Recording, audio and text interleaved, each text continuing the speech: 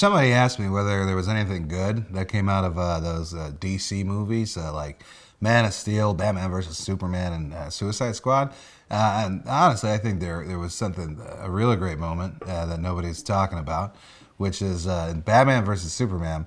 Batman is chasing the bad guys in the Batmobile, right? And then Superman shows up and like he doesn't bother stopping the bad guys. He just stands in the street and then kind of hip checks the Batmobile. And the Batmobile goes flying off and he rips off the top of the Batmobile. He says, "Hey, Batman, you can stop being a Batman. You're done. You're finished." And Batman looks at him and goes, "Hey, do you bleed?" And he starts to fly away. And then Batman whispers to himself. He's like, "You will." You will. And what's crazy to me in that moment was I was in the theater and all I could imagine, because Superman has super hearing, like literally he can pretty much hear anything.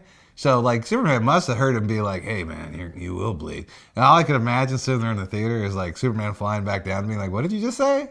And Batman being like, "Nothing." But he's like, "No, I'm Superman. I have super hearing." I think after I left, you said something about that I'll be bleeding.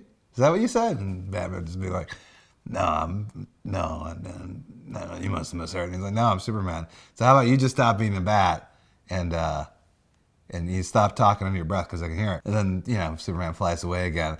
And now I'm realizing my favorite part of any of the DC movies so far is something that I've actually like created in my head. Like Suicide Squad, like what's a great moment in that? Oh, when the Joker ends up being the actual bad guy that the Suicide Squad has to fight because it would actually create an interesting conflict for Harley Quinn and all these other guys as opposed to some weird magic demon thing that didn't make any sense. But then again, I'm realizing like I'm creating a movie in my head and that's not the movie that was on screen. So I guess my thing is I love all the DC movies that I've created in my own brain.